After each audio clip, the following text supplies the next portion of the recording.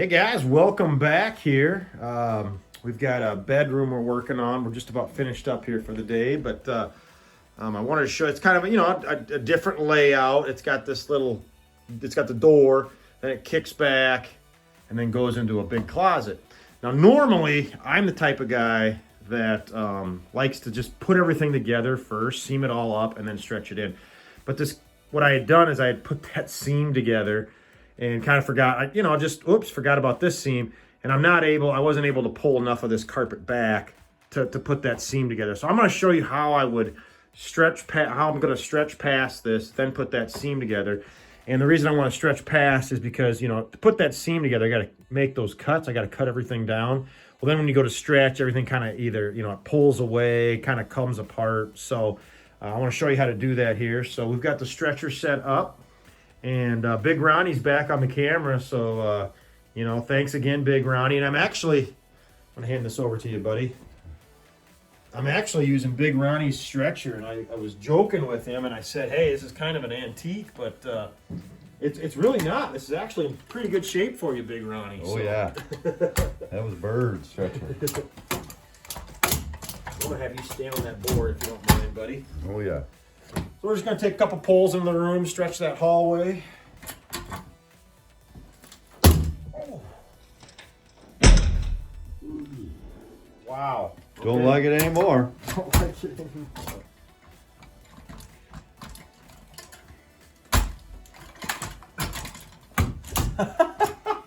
Woo! That just about got real. Yeah. That's why we like to use our own tools. That's why we like to use our own tools.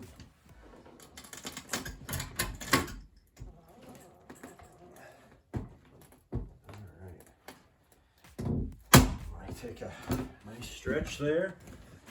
We're just gonna, fortunately, I should have showed you guys the tack strip. We got real good tack strip in here. It's all 1.25" tri-tack.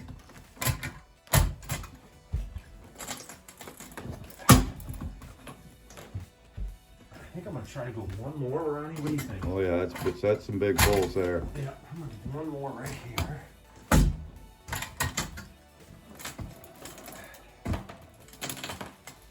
That's a stretch. That is a stretch. All right. So I've got my stretchers across here. I'm gonna make just a little relief. You can come in here, Ronnie. Kind of zoom in on what I'm doing on this side. So I got everything right there. So what I'm gonna do now is I'm just gonna make this. This is a very thick piece of carpet, and I'm just gonna make some relief cuts in these corners and tuck a little bit of it down. And the reason is I just don't want. There's so much pressure right in there. I just don't want it yanking up my stretch when I go to work with this. So now I've got a nice stretch across here. What I'm going to do is make this going to be my set wall here. So I'm going to set all this and set all this, and then I can set up and stretch that way. So I'll have Ronnie, I'll have you come over here and show you what we're doing here.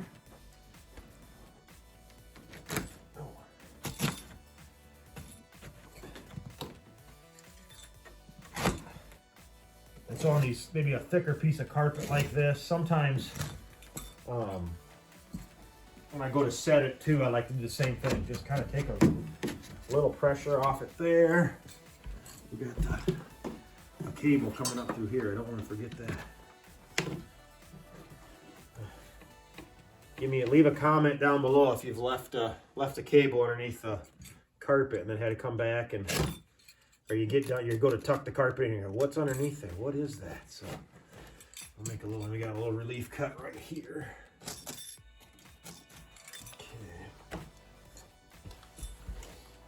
So again, I think I've showed you guys how I like to set a wall. As long as it'll work, as long as it'll stick down. I just kind of like to take the back of my carpet spreader and just push it down into that, kind of make a crease there, into that carpet, into that tack strip and gully area.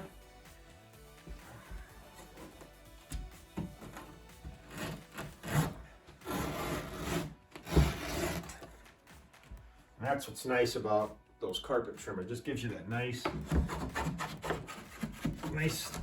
clean edge, right height to get tucked in there. And I know Ronnie likes to use. He's got. Let's zoom. This is the antique right here, folks. Look at that. That was birds too. That was. Oh, Yeah. I was gonna say you've been doing it what 30 years. That's got to be at least 30 years old. But you know, I don't think there's anything wrong. Some guys like to go back in like that with the stair tool. It don't matter. You know, whatever you like to do. Big thing is when you're all done, it just has to look good, right? You know, there's a couple little steps we can follow and procedures to help us, but you know, executing those is kind of entirely up to the individual doing it, how they want to do that.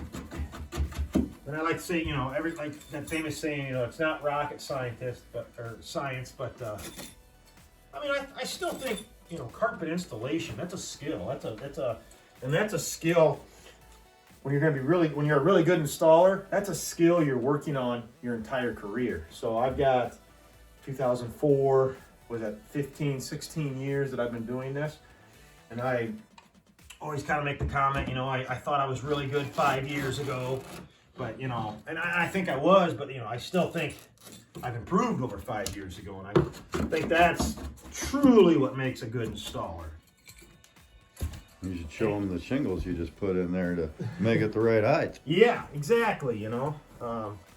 This is the little stuff.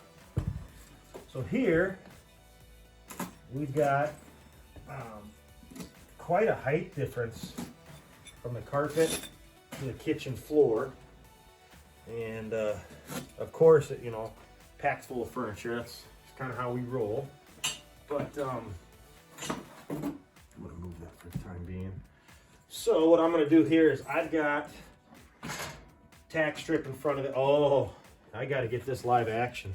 So usually what I do, and I kind of forgot all about it, I'm gonna go grab some, is I duct tape that.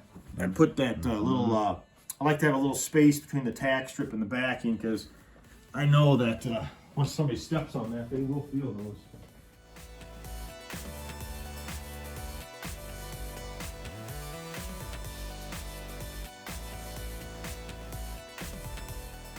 Be good. But Should be good, but that's the difference between a good and really good, right? yeah.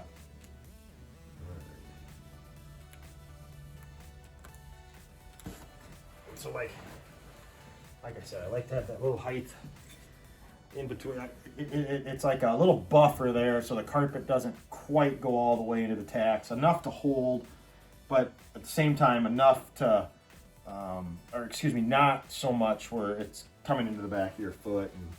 And I'm getting called back to fix that. So there's two ways you can do this. One, you could just do what I just did. It's not really staying down, so I'm gonna cut it and tuck it. And that's just because I want it to stick to the tack strip. I guess another way would be go grab a stapler, shoot some staples in there. Anytime I don't have to use a stapler, I think I'm better off. I don't know. It's one of them things when I use a stapler, or when you're using a stapler, it just kind of takes away, I think, from some of the professionalism of the job. Like, this is where the skill part of it comes into, you know, anybody can just a little cutting and tucking here, right?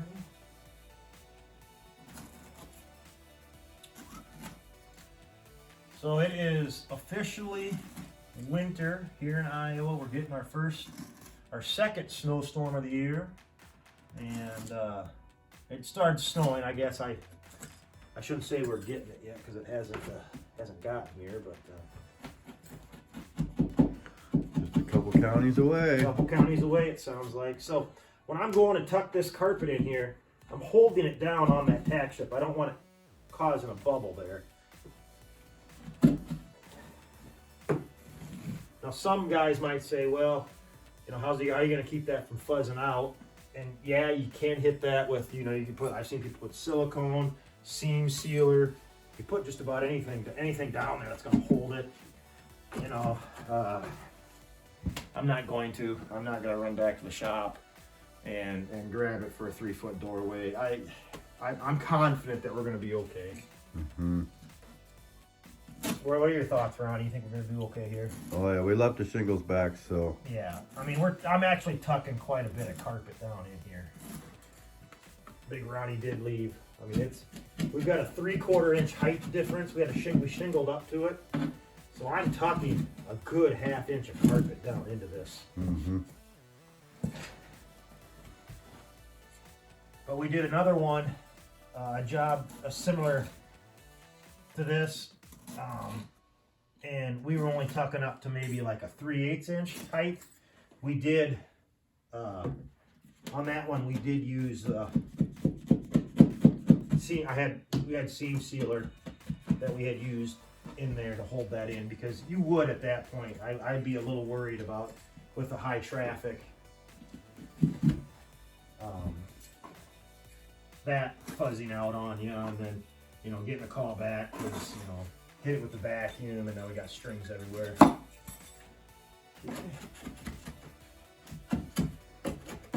Well, I've got this all set. Now what we're gonna do is I'm gonna turn the stretcher around. All right, I should have brought a garbage can a little closer. So there's a couple different ways. I mean, we could start from the middle, make a stretch this way, stretch everything that way, stretch everything that way. There's always more than one way to do it. What I'm gonna do is come right to here and just take a stretch across. And then what I'm gonna do is take my knee kicker back here and just taunt this up. I'll just set this, and I wanna get this wall set. And I do wanna take a couple stretches that way. And that is because I wanna get this, my seam, I wanna get some tension across that before I cut it to flop it down in there to put that seam together. So, get our stretcher board set up.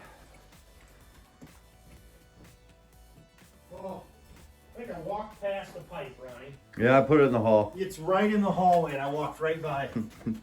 Oh, man. I took last week off. It was Christmas week, and I took the entire week off, and it felt awesome. And actually, this is New Year's week, and I'm going to be taking, we're only working Monday, Tuesday. I'll be taking Wednesday, Thursday, Friday off, too. So I'm hoping, you know, some of you guys watching this were able to do the same thing. That's one thing about, you know, owning your own business. You know, they say, well, that's great, you can take time off, but hopefully you guys can afford to take some time off. You know, that's the big thing. So back to the subject here. I'm gonna take probably 2 or 3 stretches right here, set this, get that stretched up there, and then what I'm gonna do is put this seam together. And this is called trying to work efficiently, and put that seam together. And while that's cooling, I can go ahead and stretch the rest of this, set my wall here, and just kind of keep moving. So let's get after it here, Ronnie. I'm gonna have Ronnie. I think just by the way that board looks, I think I'm gonna have to. Yeah. There we go. I'm just gonna do one stretch here first, Ronnie. I better take 2.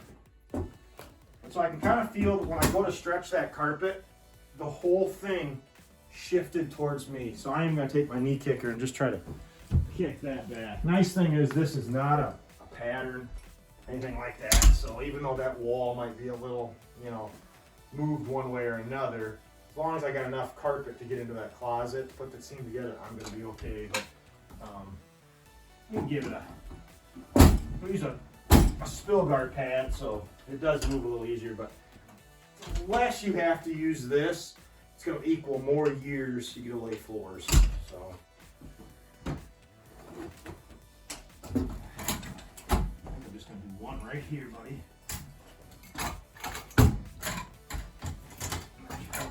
Hold some of that pressure. Whew, that's a good one. That was a good one. Really good. Set. All right, Ronnie. So you guys can see I caused this bubble right here. And more than likely, even after I set this and stretch that way, that'll still be here. But we'll put some horsepower on it that way and get it taken care of.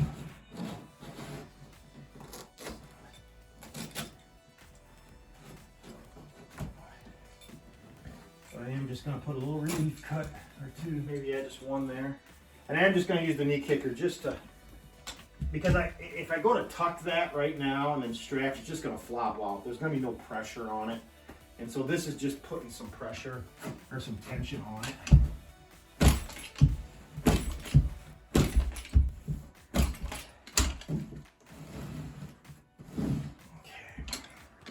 So now I just have a little bit of tension going across there. So I'm feeling pretty good with this one. I know I had another video where I just stretched and I didn't show any cutting or anything like that. This one will kind of cut as we go.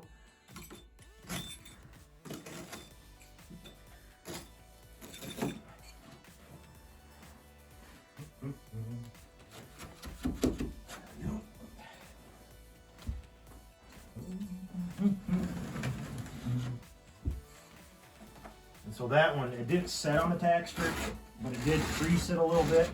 And I find that kind of helps too with the wall spinner. So, I guess I didn't show you there. Another technique to do, you see me, I use this a lot for just about, it's kind of like my multi-tool, but you can use your wall trimmer.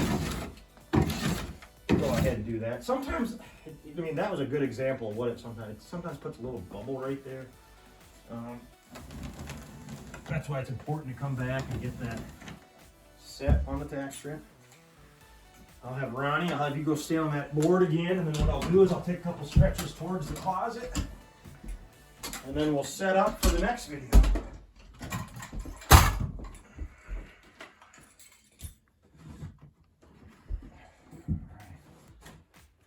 And working with these, you can tell the difference. If you guys are familiar with like the face weight of carpet, like 40, 60, 80, this is a 60 or 65 ounce carpet, I think. So it's an ordered piece that I have. Usually my stock rolls are about 45 ounces, so it's a little bit heavier. You just notice how physically it just seems to take a little bit more out of you when you work with these big rolls, not only just carrying them, but stretching them. And, Ronnie just turned 50 this year, 2020, and he said he feels 50. Feels 60. Yes. I'll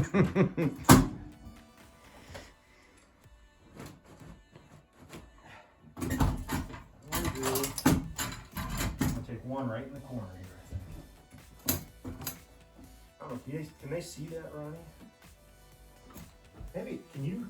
We're going to kind of break all the rules here, but I'm going to have you stand on the carpet while I stretch it. I want to show this moving. So you can kind of zoom in on this, and I'm going to stretch across here.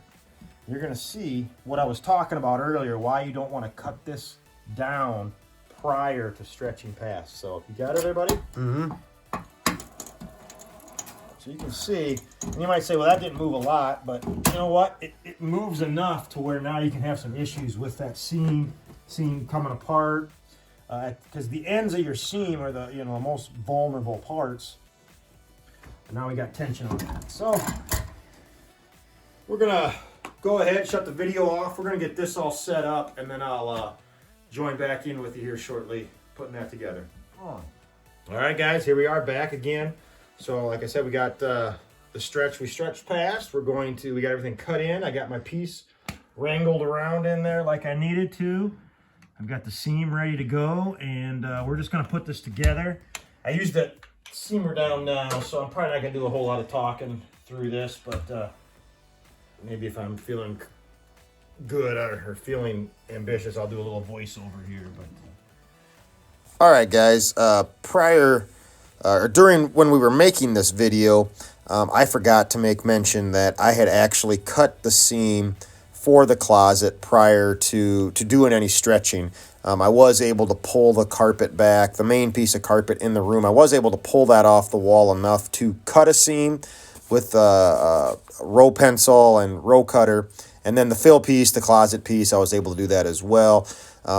This is a piece of carpet that has the light line, dark line. And we all know what happens when you get a light line and a light line together, or a dark line and a dark line together. It doesn't look good. And doorways most doorways 3 foot or under, it's just too hard to run a row to do that, and you have to straight edge it. And I did kind of come up with a way that does help a little bit to keep that light line and light line, or dark line to dark line, not happening for more than maybe an inch or two at the most, and it's not as noticeable. So sometime I'll make a video of that, and I'll show that to you. So, all right.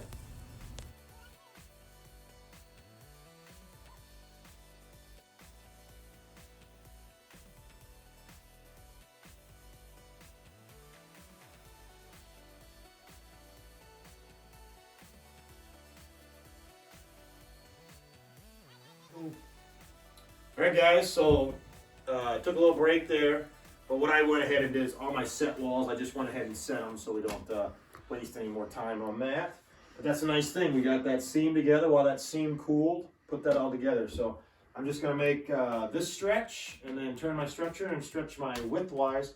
I was taught that the most stretch you're going to get out of a carpet is the length of the carpet with the length of it. So I always try to do those in my first stretches. I've had instances where I've had to stretch the width first and then the length. It's just the way that the room laid out, or maybe there's a wrinkle on the carpet. Again, I'm not a carpet manufacturer or a carpet inspector, so I'm not going to be able to tell you, like, this is exactly how it needs to be done, but this is what works for me. So go ahead and get a couple stretches here. Finish this wall off.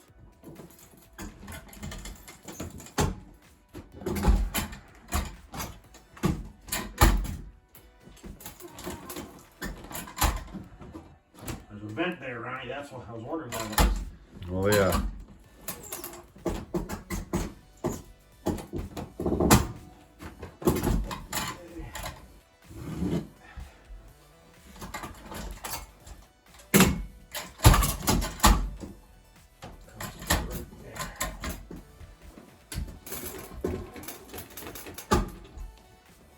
It's always a good day when Ronnie comes to work with me, guys, because I love stretcher boards, but I've only got 2 in the van. Ronnie, you've got at least, 10? I got too many. Too many, yeah. But Ronnie's got every size, from 4 foot, 5 foot, 6 foot. I mean, he will find something that works. That's what I enjoy.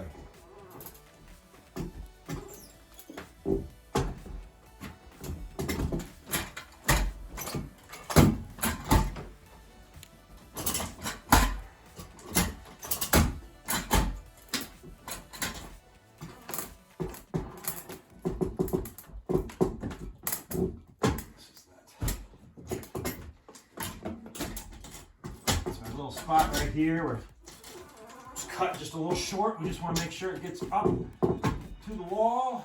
Come back, re-stretch that. Hold and then slowly remove the stretcher. Cut and tuck. Cut and tuck.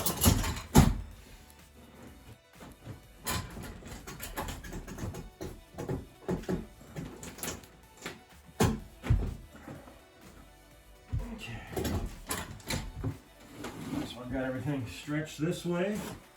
I've got my width wise already set to go.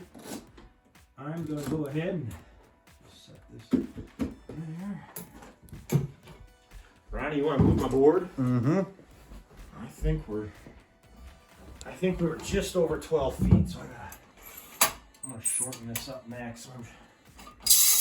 I mean, I'm thinking your pipes need good cleaning here, buddy. They do.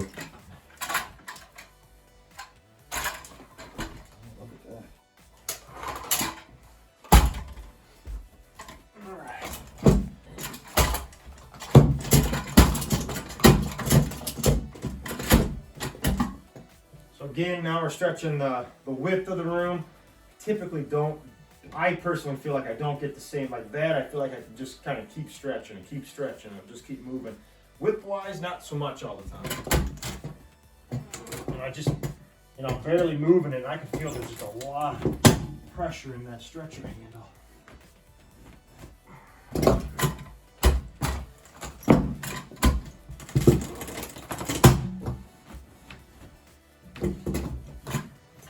have a swivel head like this. I guess I still do, I just don't use it as much. The issue I had with it was, I don't know, just the way that I stretched, but where the swivel was, I ended up, it was always loose. So every time I moved the stretcher, my swivel head would move. Is that gonna go across? That might. I think it will. Let's do one more here.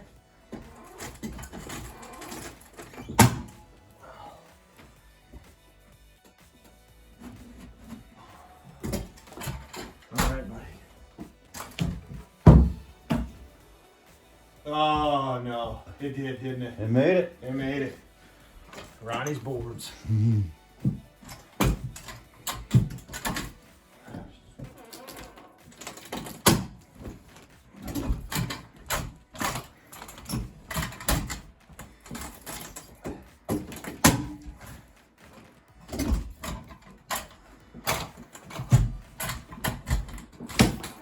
Ooh! Cracking and popping. That's horsepower.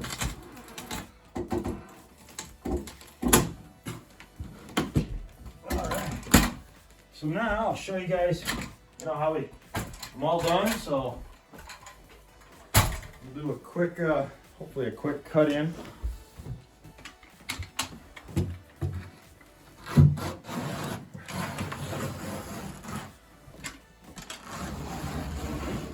There's a bench right here.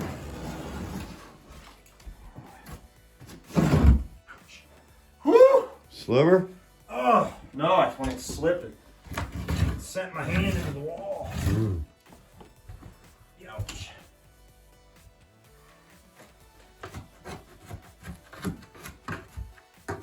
So see, this is kind of a treat, again, we don't have any baseboard here, so nothing overly difficult about getting it down in there, but I personally like to finish the baseboard because I feel it just looks nicer, like when the carpet's finished up to the baseboard instead of the carpet finished to a wall. But they're all, everyone's got a different taste and different style, so we'll lay up to whatever, I guess. It don't matter.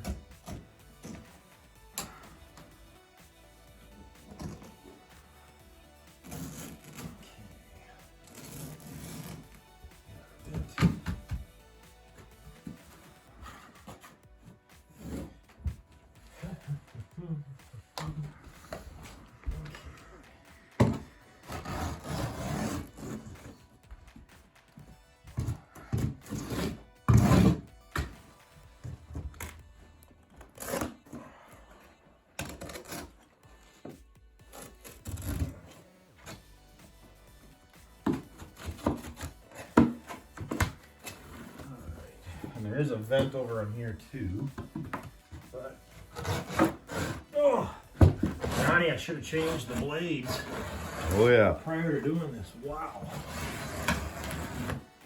That's a thick carpet too. it is.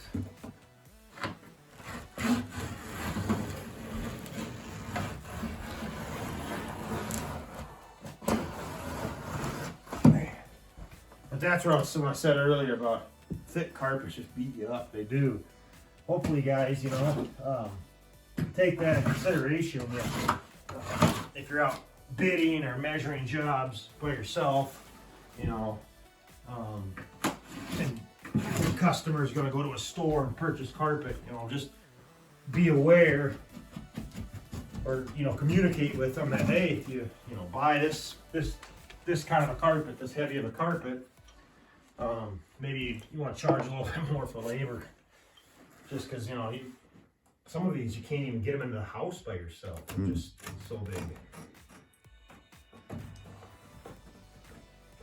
Me, I'm fortunate. When you sell your own stuff, you have a little control over it, and then that added income helps. You're able to hire someone to come in and help you, And actually, Ronnie, we can't even call you a helper. You've been installing for 30 30. 30 years.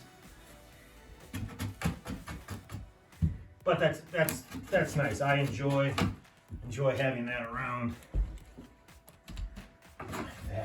Having you around. Fast guy and slow guy. Fast. Well, at the end of the day, it just needs to look good. Exactly. All right, guys. So we are just finishing up. We are actually, don't laugh at us, but we're actually done. It's what, noon? We're done, and we're those guys. We're actually gonna go eat, then come back to the job site and clean up. But thanks for watching, and any comments or questions, let me know.